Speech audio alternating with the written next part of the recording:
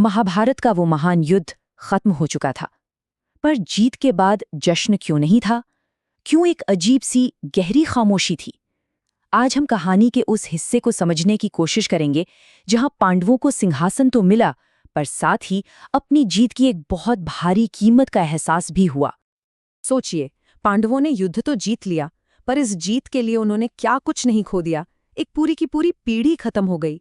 तो ये जीत नहीं थी, ये असल में एक युग के अंत का सन्नाटा था, और कहानी इसी विनाशकारी कीमत की है। युद्ध का अंत कोई खुशी की लहर नहीं लाया, बल्कि एक भयानक, डरावनी खामोशी लेकर आया। कुरुक्षेत्र का वो मैदान जो कभी योद्धाओं की ललकार से गूंजता था, अब पूरी तरह वीरान पड़ा था। हाँ, पांडवों की जीत हुई थी, इसमें कोई शक नहीं, लेकिन उस जमीन का हर कोना, हर हिस्सा इस बात की गवाही दे रहा था कि इस जीत के लिए कितनी बड़ी कीमत चुकाई गई है। वहां शौर्य और त्याग की कहानियों के साथ साथ सिर्फ और सिर्फ विनाश की गहरी छाप थी। और ठीक जब सबको लगा कि शायद सबसे बुरा दौर अब बीत चुका है, कहानी ने अपना सबसे अंधकारमय मोड़ लिया। अपने पिता गुरु द्रोणाचार्य की मृत्यु की आग में जल रहा अश्वत्थामा अब बदला लेने के लिए तैयार था। अश्वत्थामा ने युद्ध के हर नियम को, हर मर्यादा को तोड़ दिया। उसने रात के अंधेरे में पांडवों के शिविर पर हमला किया और धोखे से द्रौपदी के 5 सोए हुए पुत्रों की हत्या कर दी। उसे लगा कि वो पांडव हैं। ये बदला नहीं था, ये एक नरसंहार था।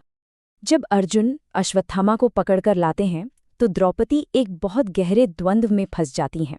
सोचिए, एक तरफ एक माँ का दिल था जो अपने बच्चों के लिए न्याय मांग रहा था, और दूसरी तरफ एक रानी का धर्म था जो एक ब्राह्मण की हत्या की इजाजत नहीं देता था।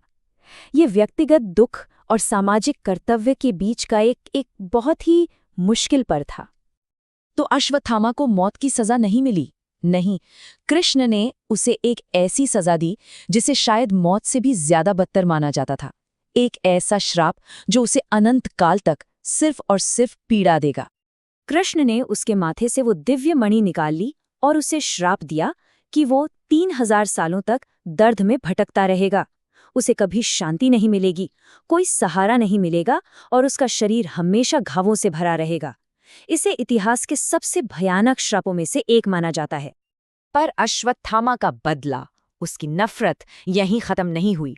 अपने आखिरी हताश प्रयास में उसने पांडव वंश को हमेशा हमेशा के लिए मिटा देने की कोशिश की, ताकि उम्मीद की कोई छोटी सी किरण भी बाकी न रहे। उसने सबसे विनाशकारी अस्त्र का इस्तेमाल किया, ब्रह्मास्त्र। और उसका निशाना कोई योद्धा नहीं था, उसका निशाना था उत्तरा के गर्भ में पल रहा अभिमन्यु का अजन्मा पुत्र। ये क्रूरता की हद थी, वंश को पैदा होने से पहले ही खत्म कर देना। लेकिन तभी एक दिव्य हस्तक्षेप होता है। कृष्ण अपनी योग शक्ति से उस अजन्मे बच्चे के चारों ओर एक सुरक्षा कवच बना देते हैं और उसे ब्रह्मास्त्र के विनाश से बचा लेते हैं। ये इस बात का प्रतीक था कि कितने भी घोर अंधकार में क्यों न हो, जीवन की एक किरण हमेशा बच सकती है। और उसी बच्चे का नाम रखा गया परीक्षित। इसका मतलब है जिसका परीक्षण किया गया हो। ये नाम अपने आप में उस चमत्कार की सीधी याद दिलाता है जिसने उसे बचाया था और कुरु वंश को आगे बढ़ाया। इस सारे विनाश और उथल-पुथल के बाद अब हस्तिनापुर में एक नए युग की नींव रखने का गंभीर काम शुरू हुआ। ये किसी जश्न का मौका नहीं था, बल्कि राख से एक साम्राज्य को फिर से खड़ा करने की एक बहुत बहुत भारी जिम्मेदारी थी।